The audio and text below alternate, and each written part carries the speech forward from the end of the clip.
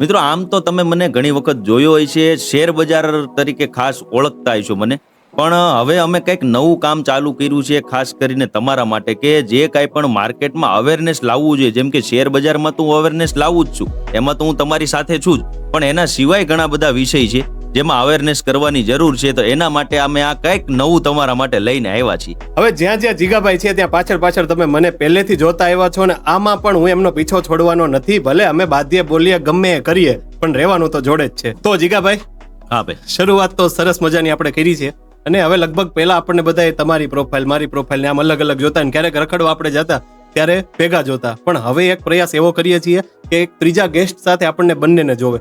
કેટલી ઉત્સુકતા છે તમારામાં? અરે મને તો યાર બહુ મજા આવશે. મોજના તોરા છૂટે. એમાં શું છે ખબર, આપણે જે વિષયમાં કામ કરીએ છીએ એનું તો આપણે નોલેજ છે, ઓકે, પણ એના સિવાય જે આવી રીતે નવા નવા ગેસ્ટને મળતા રહેશું તો આપણું પોતાનું નોલેજ એ વધવાનું જ છે, અને સાથે સાથે પબ્લિકને આ બધું જાણવા શીખવા મળશે. ઓકે. તો શેર બજાર જ્યારે કોઈ કામ નતું કરતું ત્યારે તમે માર્કેટમાં આવ્યા. ઘણા બધા મુદ્દાઓ એવા અત્યારે છે કે જેના ઉપર અવેરનેસની જરૂર છે. ડિજિટલ વેગ વિશે અત્યારે તમારે શું કહેવું છે? જો ભાઈ, અત્યારે છે ને જમાનો ઝડપી થઈ ગયો છે ને, હાર ડિજિટલ થઈ ગયો છે ને, એમાંય જેનજી જમાનો કયો ને તોય હાલે, કે લોકોને કામ ઓછું કરવું છે ને પૈસા વધારે કમાવા છે. અને આ બાબતને લઈને જ આ સાયબરના ક્રાઇમ છે ને હમણાં બહુ વધી ગયા. ડિજિટલ જમાનો ને ડિજિટલ ચોર.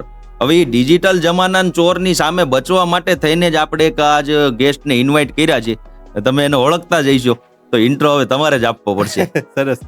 તો મિત્રો, જેમ જીગાભાઈએ વાત કરી એમ ડિજિટલ જમાનો છે, તો ડિજિટલી અત્યારે કાંડ પણ બધા ડિજિટલ થવા લાગ્યા. પહેલા ચોર રોડ ઉપર ઉભા રહીને ગાડી લૂંટતા, હવે ચોર તમારા ઇન્સ્ટાગ્રામ XYZ દરેક સોશિયલ મીડિયા ઉપર આવી અને તમને લૂંટવાના પ્રયાસો કરે છે. આજે જે વ્યક્તિ વિશેષ આપણા ગેસ્ટ બન્યા છે, તેઓને ગુજરાતના ફર્સ્ટ સાયબર લોયર તરીકેની એક પદવી કે ખિતાબ મળેલો છે. અરે આ સોહિલભાઈ, તમે ક્યાંક આ વકીલના સાહેબની વાત તો નથી કરતા ને? સાયબરમાં ઘણું મોટું નામ છે એમનું, 5-6 બુક લગભગ લખેલી છે, અને સાયબરમાં ખરેખર ટ્રેનિંગ વેનિંગ પોલીસ ખાતાને આપતા મેં ઘણી વખત એમના રીલ્સ ને વિડીયો જોયેલા છે. તો તમે બહુ સાચી વાત કરી. ડોક્ટર સ્નેહલ હેમંતકુમાર વકીલના સાયબર વિશેષ જે લોકો છે એ બધા અમને જાણતા હશે. ડેટા પ્રોટેક્શન, AI સ્પેશિયાલિસ્ટ અને ઇન્ટરનેશનલ સાયબર લોયર, અને બહુ સારા એવા કાર્યરત છે સાયબર ફિલ્ડમાં. અરે સોહિલભાઈ, મેં એમને ઘણી જગ્યાએ શોર્ટ ફિલ્મમાં પણ જોયેલા છો, એટલે આ તમે એમની જ વાત કરો છો ને જે હું વિચારું છું? હા, તમે વિચારો છો એ જ વ્યક્તિ છે જેમને નેશનલ અને ઇન્ટરનેશનલ લેવલે ઘણા બધા પુરસ્કારો મળેલા છે. 3 ઇન્ટરનેશનલ એવોર્ડથી પણ સન્માનિત છે, અને PhD કરેલું છે આ ફિલ્ડ. અને સોહિલભાઈ, મને તો એવું લાગે આમની સરનેમ જે છે ને વકીલના, એના ઉપરથી એવું લાગે લગભગ આખી ફેમિલી વર્ષોથી આ એડવોકેટ ફિલ્ડમાં જઈ છે, એટલે બોલાવી લઈએ જરાક એમની પાસે જ જાણીએ હું કહેવા માંગે. અટકની હારે જ પ્રેમ કરી લીધો. ચાલો. મોબાઈલમાં છે ને આ વાયરસ અવારનવાર જોતા હોય કે સિસ્ટમ હેંગ થઈ ગઈ, આમાં વાયરસ કરી ગયો.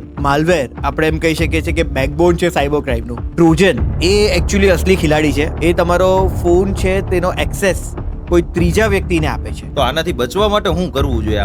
આનાથી બચવા માટે તો જો સૌથી પહેલા તો એક તમે થંબ રૂલ રાખો. જ્યારે કોઈ સ્કેમ થાય અને સ્કેમના કોઈ એવિડન્સ સ્વરૂપમાં કઈ આપણે કોર્ટને આપવું હોય તો કેવા કેવા મુદ્દાઓ જે છે એ માન્ય ગણાય? ડ્રોન થી લઈને each and everything, the microphone of your gadget, તમારા ઈમેલ, તમારા ફાયરવોલ, તમારા